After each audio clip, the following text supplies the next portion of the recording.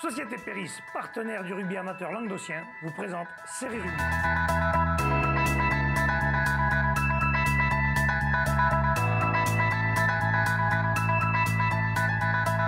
Bonjour mesdames, messieurs, bienvenue à Fédéral Rugby, votre émission sur les fédérales en Languedoc. Aujourd'hui, nous recevons un invité, un fédéral buteur, un serial buteur, on peut dire. Toujours inégalé en top 14, il a toujours son record, monsieur Cédric Rosen. Bonjour Cédric. Bonjour Alain. Avec mes fédérales chroniqueurs, bonjour Xavier. Salut Alain. Bonjour Michel. Salut Alain. Et bonjour Bruno. Salut. Je vois que vous êtes toujours aussi agréable et souriant. Ça m'a fait rigoler de voir un All Black. Ah, ça n'avais jamais vu de près. J'ai que le maillot, monsieur, j'ai pas le reste. Bon, allez, on va parler des résultats qui ont eu lieu ce week-end en fédéral. On parlera de Gruissant-Lérat tout à l'heure, la victoire de Gruissant. On va commencer par par Pézenas-Tournefeuille.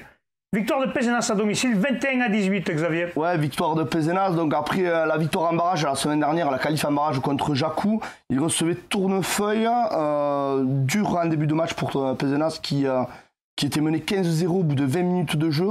Le temps que ça rentre dans le match, là, donc je crois qu'il a fallu relever une mêlée pour mettre les points sur les i. Ça fait du bien. Goudal donc, et Carayon marqués en première mi-temps. Le score était ensuite meublé par Rouanet qui allait chercher la victoire à la 79e minute sur une pénalité. Rouanet, jeune arrière là, bon au pied. Ouais. Peut-être ce sera juste pour passer ce tour, ouais, parce que voilà, Tournefeuille, c'est quand même... Ça fait un point pour Tournefeuille, 4 pour eux, il va falloir aller faire quelque chose. Mais bon, dans tous les cas, voilà, c'est pas mort. Tout est possible. Tout est possible, c'est ouvert pour le match retour à Tournefeuille. Allez, on passe, messieurs, à Fédéral 2, le 4 qui recevait Andaille, le gros morceau. Et victoire d'Andaille 23-18, Bruno. Ouais, le 4 recevait donc Andaille, ancien pensionnaire de Fédéral 1 et qui a l'ambition d'y retourner le plus rapidement possible. Dommage pour le 4, défaite 18-23 à domicile. Il aura manqué quelques détails marqués sur leur temps fort. Ils menaient 18-14 à la mi-temps. Ils ont manqué 2 pénalités, une transformation. Et à ce niveau, contre un adversaire réputé tout du moins plus fort, tous ces points laissés en route ont pesé dans la balance. Donc malheureusement, courte défaite, c'est pas fini pour le 4. Il faut jouer leur chance à fond, mais ça reste quand même un petit coup d'arrière. Une victoire à domicile, ça a toujours été ça de prix, donc on verra. Le retour en Andaille risque d'être compliqué. Il faudra s'accrocher. Ouais. À signaler que le vainqueur de ce match rencontrera Pamiers ou Mazamet. Voilà, pour la montée. Allez, on passe à la Fédérale 1, où il y avait 2 matchs. On va commencer par Nîmes qui se déplace à Castanet. Victoire de Nîmes, 26-13 à Castanet, Michel. Il le fait esprit, je pense. C'est pas amusant. Ouais, Nîmes qui a été la surprise de ce week-end, qui est allé faire une super performance à Castanet en s'imposant 26-13. Donc un carton plein pour Simon Villari au bar qui a marqué. Il fait une belle saison, Simon. Ouais, il a marqué 4 pénalités de transformation. Enfin, il a pérennisé le score du côté des Nîmois. Voilà, Castanet qui est passé un petit peu à côté de sa rencontre. Ça va être compliqué maintenant sur le match retour d'aller chercher cette qualification à Nîmes qui à mon sens a fait le plus gros sur ce premier match. Castanet était vaincu à domicile, Michel, je crois. Ah bah alors oui, parce qu'ils avaient déjà joué là-bas, Nîmes ils avaient perdu d'ailleurs, mais ils les avaient battus chez eux, les Nîmois. Après par contre 26-13 c'est un petit éclat à domicile, plus 13 c'est il va falloir qu'ils se remotivent pour jouer le match retour et surtout que le vainqueur de ce match rencontrera Rouen ou Saint-Jean-de-Luz. Et en Fédéral 1 encore, Agde recevait Mâcon et Agde a créé pas l'exploit mais un peu en gagnant 21-19 à domicile contre Mâcon. C'est un exploit, il a fallu attendre les 3 dernières minutes pour voir encore un essai de Corentin Brutus qui est pas loin de la dizaine d'essais cette saison, donc c'est une belle performance pour ce jeune qui, je le rappelle, vient des Arlequins ou de Vennes. Il a placé. Là, une belle performance pour Agde qui reste invaincu à domicile cette saison, 21-19. Voilà, bon, on sait que le match retour, ça va être un peu compliqué parce que cette équipe de Mâcon est assez solide aussi. Mais bon, ils ont fait l'essentiel avec ce premier match et pourquoi pas tenir le coup sur le match retour. Non, mais juste, on ne souligne pas assez là, depuis le début de Fédéral Rugby, l'excellente saison que fait le ROA avec le petit budget là. Voilà, les Armadas en face, ce qu'ils ont fait, c'est extraordinaire. Ils étaient 3e de poule même. Cette saison. chapeau pour le boulot des coachs, des dirigeants, voilà, du bureau, quoi. Je signe à Agde, quoi. Non. Et alors, le vainqueur de ce match Non, mais je suis plus proche du ROA que de Gruissant ou de Narbonne, par exemple. D'accord, oui, ça, je m'en doutais. Quand il a dit Gruissant, je savais qu'il allait partir à Sucette. Tu l'as vu arriver, tu vois, le match noir. De loin. Allez, plein de fer. À signaler que le vainqueur de ce match rencontrera le vainqueur de Blagnac-Cognac. Allez, on revient sur Gruissant Fédéral 3 qui se déplaçait à l'Erac, victoire 24-20. Compliqué, difficile? Ouais, difficile. On est tombé sur vraiment une belle équipe, hein.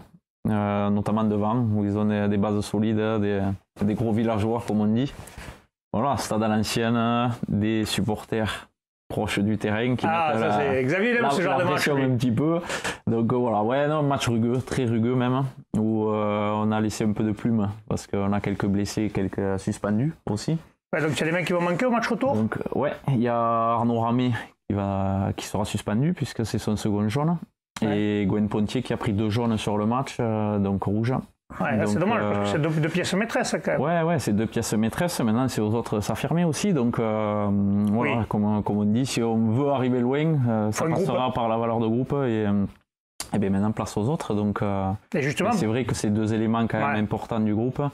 Et il va falloir se serrer parce que c'est vraiment une belle équipe. Xavier, t'as dit quelque chose? Non, on sait qu'à Gruissant, il y a plein d'anciens Narbonnais. L'Erac, c'est à côté d'Agen, non? Oui. Il y avait des anciens Agenais. Alors, il y avait Claire, le centre. Qui est un beau joueur, hein, qui nous a fait un petit peu la misère là-bas. Ouais. Donc il faut appeler un chat. Hein. Il a touché 3-4 ballons où il nous a traversé. Il a quand même des qualités. Et c'est surtout devant qu'il vous a fait mal. Après devant, je crois qu'ils ont des anciennes qui sont passés par pareil, comme les Arnaud Ramé, Renaud Palomera, qui sont passés par des clubs un peu prestigieux. D'accord, ils sont revenus après là. Voilà, qui sont revenus dans un club de village où les valeurs leur plaisent. Les guerriers leur plaisent. Et où ça en est juste... Oh, pardon, j'ai dit. Non, mais il y a aussi, il reste Palomera, il y a des joueurs confirmés comme Prax, ou ça, qui ont l'habitude du niveau au-dessus. Puis il y a un petit demi d'ouverture, même s'il ne bute plus, mais toi par exemple, non, il y a un petit jeune qui te prend le but, on m'a dit, donc... Et le record n'est pas tombé en top 14. Ton record est toujours pas tombé en top 14. Bruno, c'est spécialiste. Bruno, alors, il est tombé sur le record ou pas? Non, il a été égalé par Boyer, il me semble, mais pas tombé. Cédric, il fait le modeste parce qu'il le sait très bien. C'est quoi exactement le record, tu peux préciser? Nombre de points dans un match. 28 points dans un match? Non, c'est pas ça? 32. 32 points. Moi après... 32 points dans un match. Michel Fabre du Terroir, 44 points. En quoi? En groupe A. Dans un match de première division, le record c'est 44 points Michel Fabre. 11 essais laissés à 4 points. Contre Cucugnan. J'avais joué avec ça. Non, mais c'est bien. Tu dis que le jeune buteur là, Pouet, donc qui prend le but. Et tu butes jamais? Celui qui prend tout le temps? Non, roue de secours. Tu es fatigué ou c'est un problème, tu remplaces. Quand on vieillit, moins on en fait, mieux on se porte. Je crois qu'il a une grosse réussite depuis le début de la saison. Et c'est logique qu'il continue à prendre le but. Après, s'il a un jour sans, bien sûr, je le supplierai, voilà. Mais il travaille beaucoup. Il bosse énormément. Il bosse beaucoup, parce que les buteurs, il faut bosser. Un jeune formé à Narbonne ou Non, du tout. Il arrive de Lourdes et professionnellement, il s'est installé à Narbonne. D'accord. Donc, bien ça, c'est une bonne pioche, ça, comme on dit. C'est une bonne pioche. Tu as quelques jeunes quand même, non, du coin, puisqu'il y a un centre de perfectionnement, donc, puisque tu nous disais qu'on ne peut pas l'appeler centre. Voilà, donc il y a quelques jeunes du coin. Tu peux nous dire un peu plus de ce centre de perfectionnement là? En fait, on a créé un centre de perfectionnement simplement pour travailler. En fait, on a fait le choix de travailler sur la formation. On pense que le futur passe par là. Et contrairement à ce qui peut se dire que Gruissant a des sous, a des ci, a des là, nous on travaille plus sur la formation, notamment avec les jeunes, où on a intégré donc aujourd'hui 8 jeunes sur le centre de perfectionnement qui s'entraînent 2 entraînements de plus dans la semaine, le mardi et le jeudi. Soit physique, soit technique individuelle sur le terrain, en espérant de leur faire franchir un palier.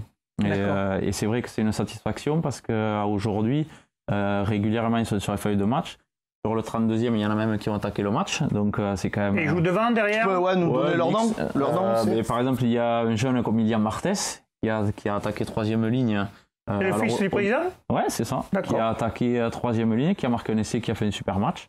Il y a des jeunes comme Quentin Bulot, comme Thibaut Rassier qui joue devant. Voilà, tous ces jeunes-là, ils ont intégré, après j'en oublie forcément, mais qui ont intégré le centre perfectionnement, qui était à 2 doigts d'être titulaire ou remplaçant ou pas dans le groupe de la 1, qui titillait le groupe de la 1, et que grâce à ce travail supplémentaire, on franchit ce palier. D'ailleurs, pour savoir comment vous les avez recrutés, là, ces joueurs, comment il y a eu des sélections, est-ce qu'il y a eu une part scolaire, une part sportive? Oui, disons qu'en début de saison, on a passé les entretiens individuels. Déjà, on a ciblé les jeunes de qualité, et ensuite on a passé les entretiens individuels parce qu'il y a quand même des paramètres qu'on ne maîtrise pas, c'est-à-dire les études, le boulot, les parents. Ça fait beaucoup de choses. Ou quoi. Donc une fois que tout ça est réuni, on a fait une sélection, et à partir de là, on a enclenché le centre perfectionnement. Voilà. Les objectifs pour cette année, qu'est-ce que vous voulez aller chercher? Morceau de bois, hein.